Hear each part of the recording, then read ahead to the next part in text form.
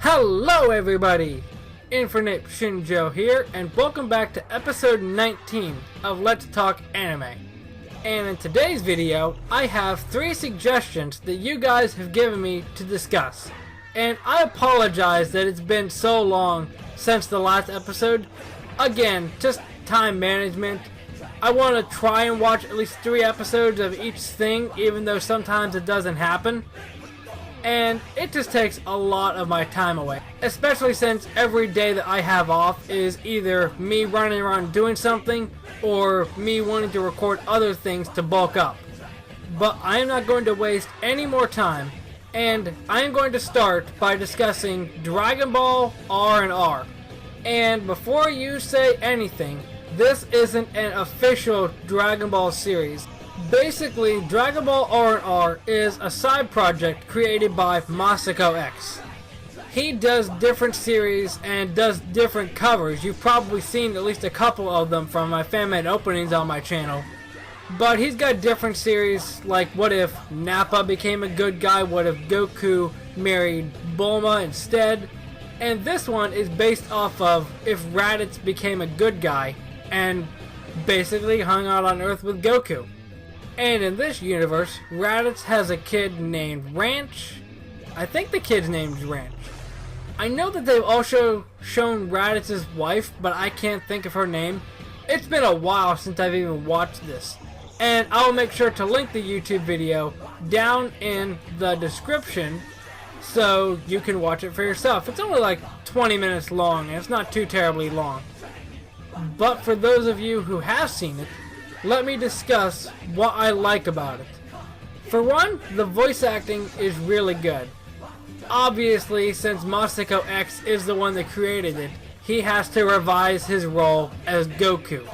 And honestly, I think it really works, because you hear Masako X voicing Goku in Dragon Ball Z Abridged, which is basically out to make every character make as many jokes as possible. So it's cool when they take that voice and put it in a little bit more of a serious setting. Obviously, at the end of the day, it is still slice of life, but it is still cool that they make Goku's voice not always high-pitched like it always is. The second thing that I like is the concept of a Dragon Ball slice of life series. Because outside of the filler that happens in Dragon Ball, there really isn't much for slice of life, because it's always take down this baddie. And if I'm not mistaken, this takes place after Majin Buu? I'm not sure. I'm not sure if they ever really mentioned it, but that's what my mind is thinking. Now, the things that I didn't like, I wasn't really a fan of the manga art style. Because when it comes to watching anime, for me, it's always a screen, characters moving, but this one has manga panels in black and white. It just shows the character and the voice is basically over them without their mouth even moving. And it was kind of weird for me at first, but I eventually got used to it. But that's really all I can discuss with Dragon Ball R&R, because there's only 1 episode out. I'm not sure if Masako has mentioned what a schedule of it is going to be yet. If he has, I must have just missed that video. But with only 1 episode out, there's only so much that I can talk about. The next thing that I'm going to talk about is Kamen Rider Build. And my goodness, you guys must want me to review every single Kamen Rider series before I get too old. Basically, how it starts is there's Pandora's box here for some reason. It's activated. It splits the country into 3 parts, focusing on different aspects to grow. And meanwhile, Sento is here. I believe he's the main character. He's got amnesia. He works on experiments in a lab which I believe also doubles as a coffee shop. So already, from what I'm reading, from what I remember, it's basically a mix between 2 Yu-Gi-Oh! Plotlines already. It takes aspects from Astro's plotline from Zexal with the amnesia, and it takes aspects from Yusaku's plotline, because this Sento guy was being worked on by people back in the day or whatever, and he doesn't remember why. And also, he works in an underground area that also doubles as another place, much like Yusaku and Kusanagi work in the brains that also doubles as a hot dog stand. And apparently the experiments that Sento worked on, or was worked on, there's this bat-like dude that turns people into creatures called Smash, which are basically human-monster hybrids. The name Smash itself is kind of weird to me, but I guess it might just work in the context of the show. And also, from what I remember correctly, there's also this guy that's basically the anti-hero that people are trying to arrest or whatever, and the main character decides to finally trust him and take him under his wing, save him from the police, whatever. And this dude's basically saying, hey, you saved me, and now you're in hot water because you saved a villain. You aided an escape. And I only watched the first episode just because there was a lot going on. And I feel like even if I would watch episode 3, I'm not sure if all the answers would even be resolved. They probably wouldn't be because they want to keep you hooked, right? But the things that I liked about it, I liked the animation when Pandora's box was triggered and it showed people floating. Honestly, I can't remember what it looks like right now because I've probably watched this at least a few months ago from when I'm recording this, so it's not entirely fresh in my head. But if I wrote it down as something I liked, I must have liked it. And the last thing that I liked, which is gonna sound kind of weird that I liked this, but the scene with the creepy aide sort of guy. He was talking to this female reporter, and they were talking about this new Kamen Rider that's coming up. And he was just saying something like, I would like to discuss this Kamen Rider in a hotel all night. I don't know why. That scene was kind of weird, but it made me laugh at the same time. Because I understood the implications of what he was talking about, and that just made it all the more hilarious. And if you didn't get the joke, I'm not going to be the one to explain it to you. Ask your parents. Now, the things that I didn't like as much is, again, it's been a while since I've watched it, but I remember at the start or middle start of the episode, Sento and the barista were talking before he heads off to work, school, something like that. And some of the dialogue just seemed forced. From what I remember, it was in that dialogue where they revealed, you have amnesia, you are helping me work at this coffee shop, basically discussing and giving exposition at the same time. And I'm all for doing stuff like that, but when they come right out and say, I found you 3 years ago, you were washed up on the beach, you had amnesia, I helped you out, gave you a place to stay, and you helped me at the coffee shop. I'm all for exposition, but that is too much. See, if that was going to be the situation, I would like it to be something like Sento's talking, like, I don't want to work today, and the barista's like, what are you talking about? Don't you remember the deal that we made? And then they flash back to when the barista first meets Sento, and they talk about the deal that they made. I'll give you a place to stay. You have amnesia. Have it in a flashback, not literally give it through dialogue exposition. Second, although I did like the scene where Sento is fighting and the math formulas just pop out of nowhere, it did seem like a bit much. I get he's supposed to be smart and supposed to be liking math or whatever, but that was a little bit too much for me. I can see that from somebody like Bastion from Yu-Gi-Oh! GX, because it's Bastion. But that is all I have to say about Kamen Rider Build. Obviously, I might have been a little bit more critical than you would have liked on it, and I might have been a little bit more lenient on it if I would have grown up with any Kamen Rider, but since I haven't, I had to just give my opinion the way I see it. And speaking of opinions you guys probably aren't going to like, I'm going to finish off this episode by discussing Himouto Umaru-Chan. Umaru-Chan the show is another one of those shows, animes, that I definitely heard people talking about from time to time, but never watched it myself.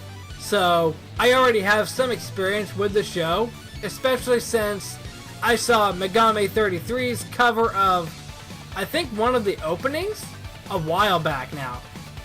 But to sum up the show, if you haven't watched it or you can't remember what the show is about, Umaru is basically the best person in the world at the school. Everybody idolizes her, everybody looks up to her.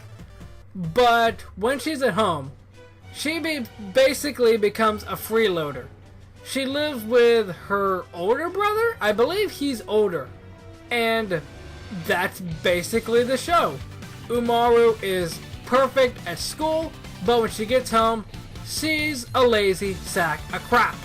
Even within the first or second episode, they have a huge drawn out scene of Umaru watching a movie or an anime marathon or something, and she's basically saying, okay, first I put these chocolate covered bonbons in my mouth, then I drink the soda to dilute the taste or whatever, then over to chips, soda, bonbon, so on and so forth.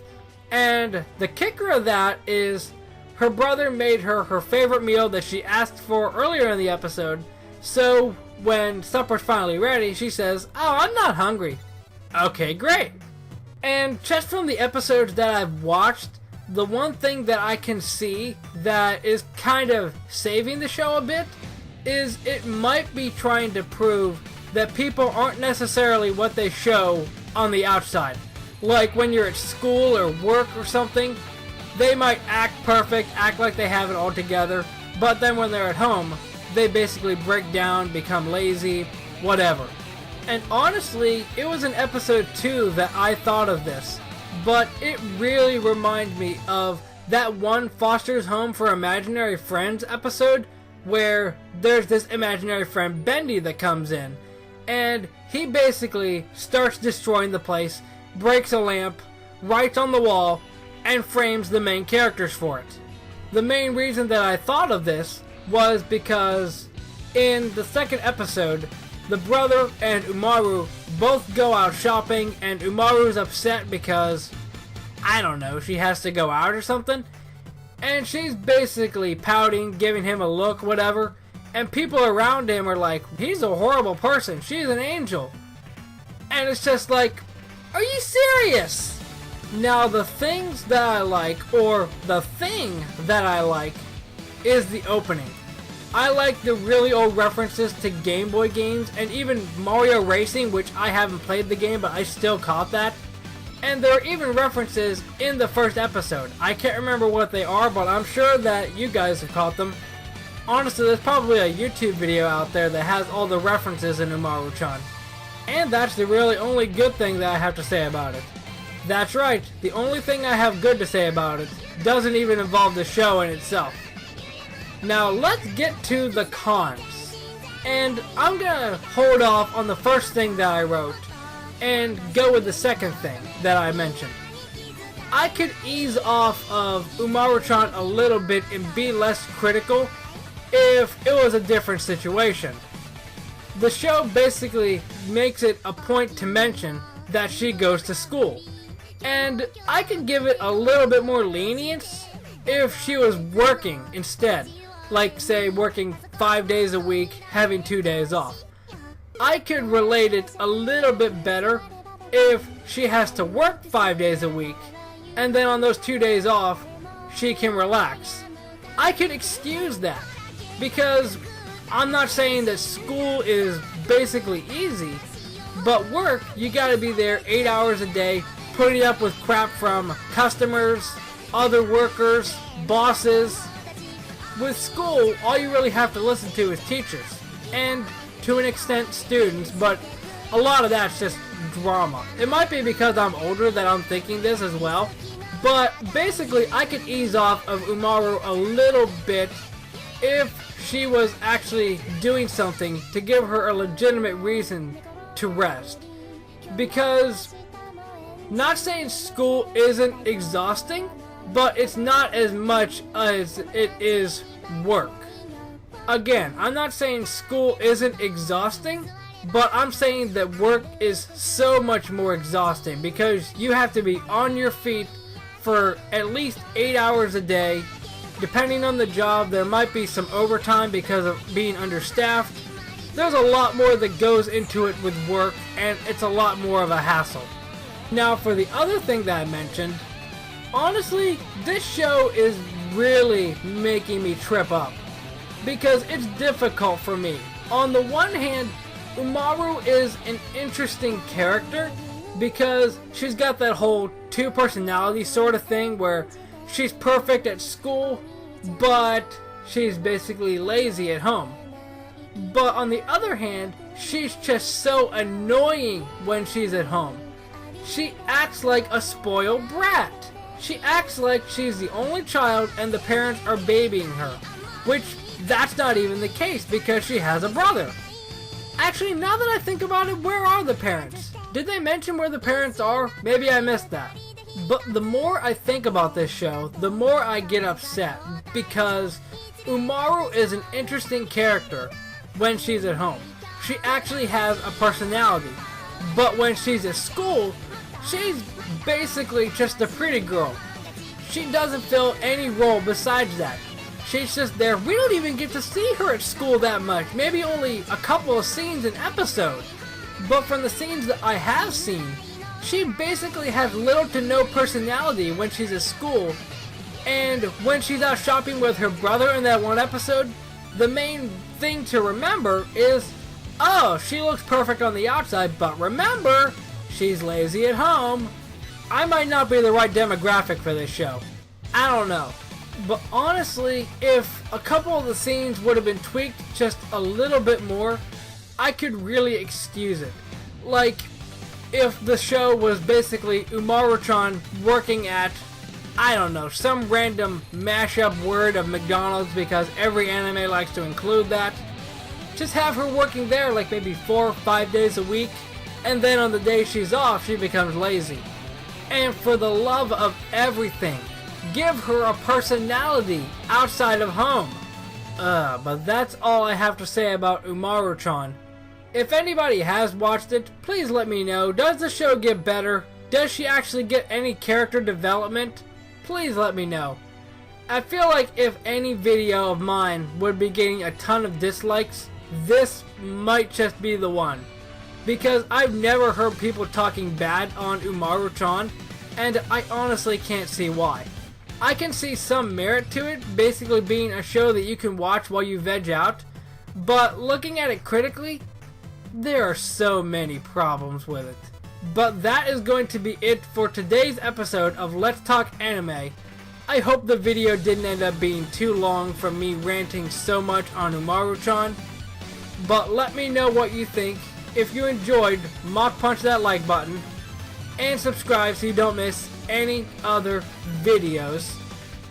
And I'm going to get right to recording the next episode of Let's Talk Anime right after this. So there shouldn't be as big of a gap between episodes as it is this time.